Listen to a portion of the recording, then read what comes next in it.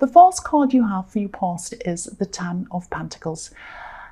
So yeah, this card, I'm seeing a couple of things in this card. I'm seeing families, and I'm obviously there's a family here, and building yourself up financially, money-wise. I think you were trying to build things up for yourself. You're trying to save money and all of that kind of thing, everything that goes with that. I am feeling some stress around this. I think you might have been, earning, saving, on the right track and everything. But there's this feeling, it's a feeling really, it's a feeling of stress around money, around things potentially going wrong for you financially. You might have even been a bit anxious around money at this time. I don't think, I don't think the problem or the stress is as bad as you were imagining. I actually think that you'd probably stress about money and stress about all of that kind of thing and losing it all and not having enough. Even if you were a millionaire, I think you would still stress about all of that.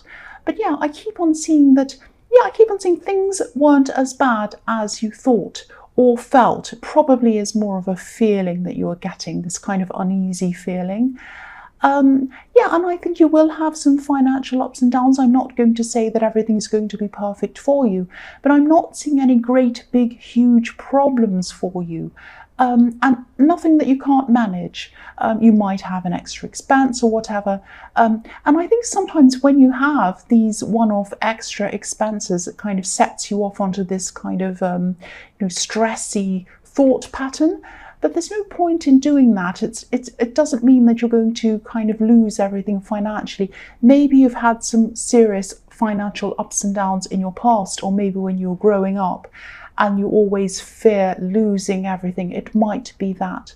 And also, again, what I was seeing in this card was family. So I think you might have been having some conversations with your family.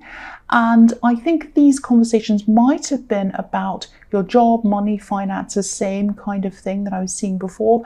I think you're just chatting to family about this, because I think as an Aries, you just talk about what's on your mind, and I think you might have been around family at this time. So, I think, I don't think these people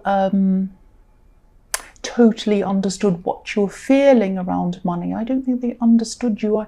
Maybe they don't even understand what you actually do in your work properly. So there might be some uneasiness about sharing that part of your life with some of these people for some reason. There's some kind of uneasy feeling around that. Because there's a whole family on this card, obviously, but nobody's communicating properly, and there are coins sort of sitting in the air between you and the family on this card. So money or your job or your finances and things like that might be a sort of barrier between you and your family in some way. I hope that makes sense. There's kind of some strange, not strange, but kind of some uneasiness, some kind of misunderstandings around money or your job between you and your family. So the next card you have for your past is the Queen of Wands. So yeah, I'm seeing you, I'm just getting this feeling of focusing on your past or thinking about your past around this time. A lot of your thoughts were on the past, people, past events, all of that kind of thing. This is actually a really positive, energetic card. It's about looking forwards. It's usually not about looking backwards. And I think you're putting a lot of energy into things. But, and these were things outside of your normal work, I think, different things. So I'm seeing that you're trying to push forward, trying to do things, trying to move forward with everything. But your mind was on your past, and I think there might have been a specific person who was on your mind, and I think they might have suddenly come back into your mind. Something that you changed in your life, whether this was a change of scene or whether this, or whatever this was, might have triggered some kind of a memory of this past person. I'm just looking at this black cat on this card, and cats are notorious wanderers. They wander around all over the place, and I think at your heart you can be a wanderer in some ways. You don't like to, you get bored in the one place, but I think when it comes to love, you're not like that at all. You're not a wanderer in love. Once you truly love someone and you want to commit to that person, you will not wander. You'll tell them if you want to leave them, but you will not just keep on wandering from person to person. You're not like that when it comes to love. You're very honest. If you're having a problem, you will say. But I think this person was a wanderer, and I think you trusted this person in the past. You expected that same kind of honesty from them, and sadly that didn't happen, because cats, like I'm seeing on this card, I keep on looking at this cat, you can just see the top of his head, the top of his ears. Cats don't stay in the one place for this, for very long, and they kind of wander from person to person. They go round and around. They're not loyal to any one person. So that's what I think this person was like. But yeah, this is generally a very positive card. It's a very active card. So even though your head and your kind of emotions were thinking about this person and thinking about the past, which was triggered by something that you saw or something like that, your mind was still on pushing things forward, probably your work or your business and all of that kind of thing. And you're keeping a lot of these feelings to yourself, these kind of mixed feelings and these kind of emotions. You're keeping very busy. That's what I'm seeing. The last card you have your past is the 8 of Wands. Yeah, so again, I'm seeing this person that was on your mind, this person from the past. They were around your energy. They were around your energy. You were thinking about them. They were thinking about you as well at this time. I think this person knew that they hurt you. Sorry about that, whatever that is going past, a big van or something. Okay, I just lost because anytime a sound comes in, I lose track of what I'm picking up. It just drives me crazy. I'm going to move soon to a place which hopefully is not as noisy. Anyway,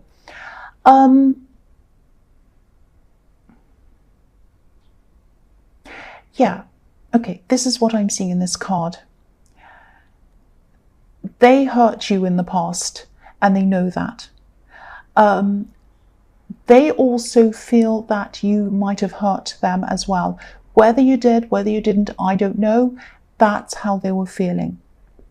Now, I think what happened was, I don't think there was an argument or a fight or anything like that. I think that maybe you decided to leave them alone because of all of this wandering. And maybe they're a little bit arrogant as well, because I think they might have been almost expecting you to contact them. Maybe they're a bit shocked when you didn't contact them. Now, I think this is what they're expecting from you, what's happening in this card. I think, you might have broken up and gotten back together again in the past or something like that.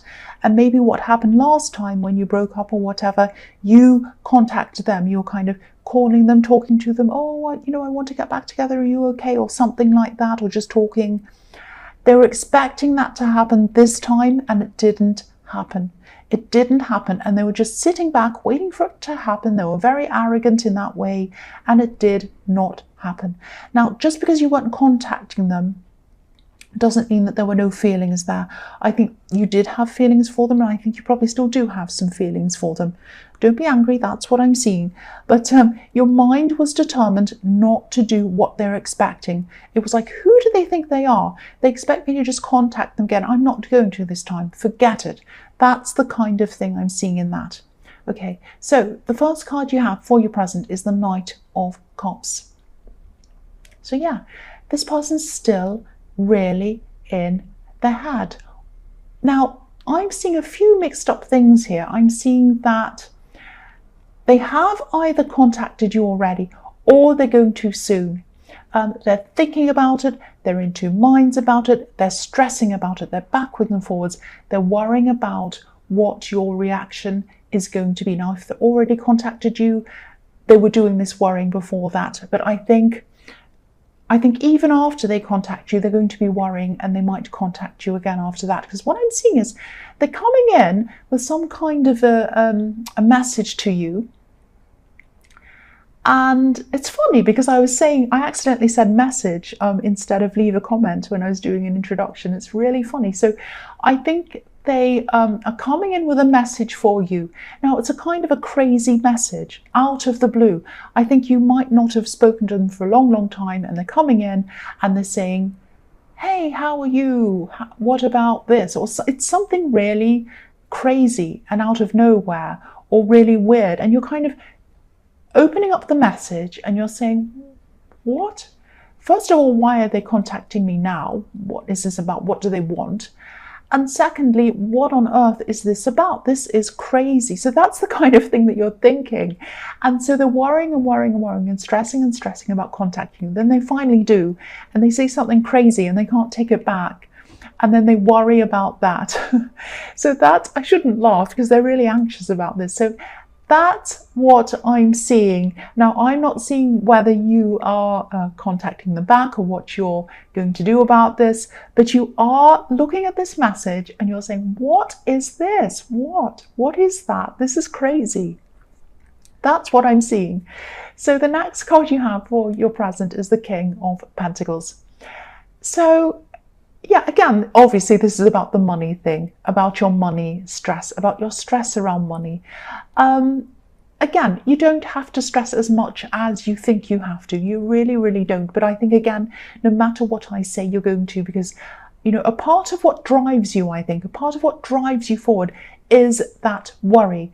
Now, a lot of people don't see that about you. They don't see the anxiety that's behind a lot of what drives you.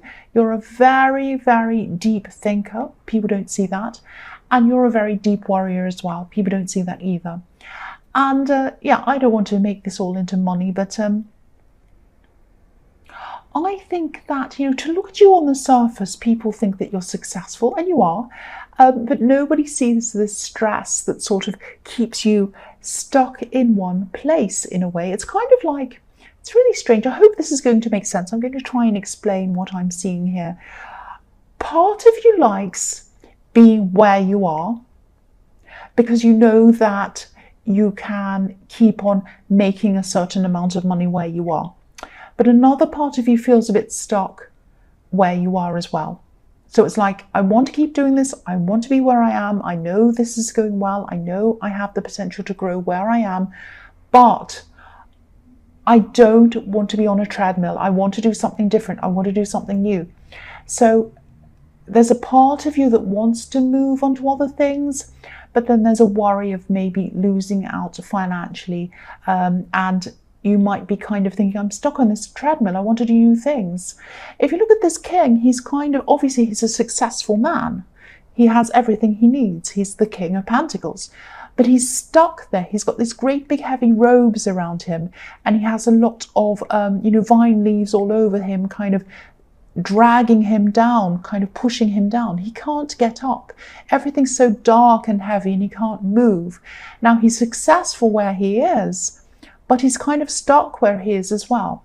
Now, I think that there are some other opportunities in front of you. You can move into them, but I think you've got this kind of all or nothing thinking. You're thinking, either I'll stay where I am and be stuck there forever and be a little bit bored and whatever, which I hate. As an Aries, you don't like that.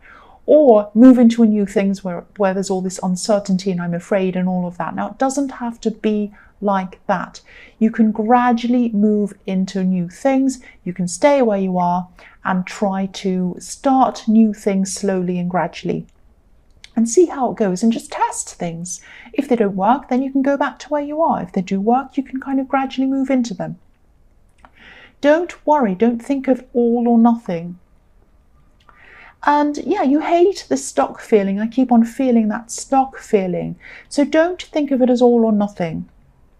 You might not actually be able to move into these new areas right at this time. I am seeing some things that are holding you back from that at this time. Things that are outside of your work. You might have other things you need to do as well. But I think once you've sorted out all of that, you can start moving into these new things, and don't stress so much. It's not all or nothing. I keep on having to say that. It's not all or nothing. Yeah, so then the last card you have for your present is the Star. So yeah, you have hope. You still have hope to move into these new areas that I'm seeing. And I'm really happy to see that you have hope around that, because I think as an Aries, if an Aries has hope, it means they're going to do it. So you are going to move into these new areas. But still, as an Aries, you still stress around all of this. I know that. And again, these are going to be gradual changes. It's going to be a test for you, I think, because I think you're going to have to be patient with your progress on these things. And, I think what I see around you is when you have a new idea, you either push through right to the end or you lose patience early and you give up. You say, oh, well, I give up then, I'm not doing that. And you get angry with it even. You say, I'm not doing that, that's rubbish, I'm not doing that. You're going to have to be patient with this. Try to think of each small step. Okay, this is what I'm seeing. Try to see each small step as sort of a stepping stone toward your goal. Because I'm looking at this big star on this card. And there are smaller stars around and they look a little bit like stepping stones leading you to one big goal in the middle.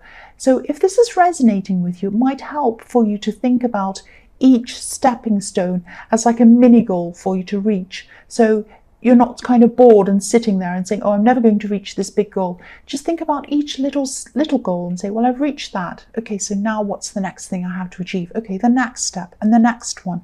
And you'll gradually get there. And I think that might be how you have to, you're going to have to do this. So yeah, I'll go on to the next card. So the first card you have for your future is the Lovers. So yeah, here's this person in the Queen of Wands, this wanderer.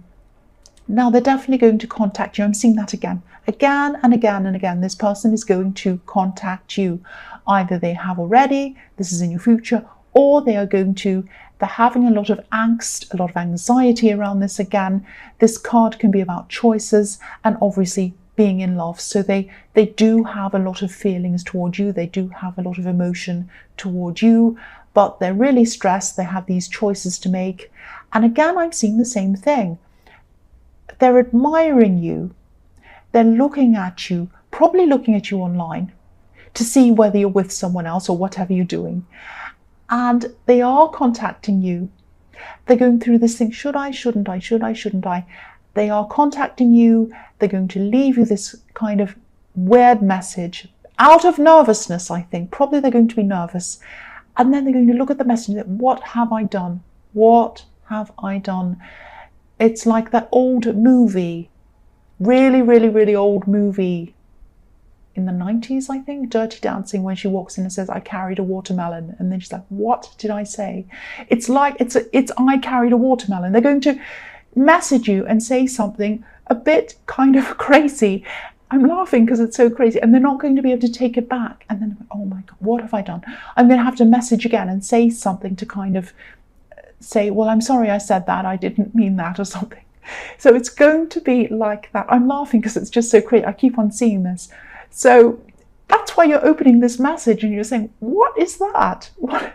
And then you'll get another one. And actually it might break the ice. I mean, being a bit silly and a bit funny might actually break the ice. I don't know.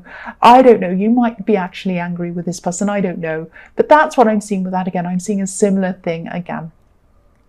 So the next card you have for your future is the Three of Swords. Yes, this is a terrible card. This is obviously the heartbreak card. Nobody likes this card. Okay, what I'm seeing in this one, I hope this is going to make sense. I'll try and tell you what I'm seeing in this. I'm actually seeing you picking up things, physical items that you own. Maybe personal items, and there's a lot of emotion around picking up these personal items.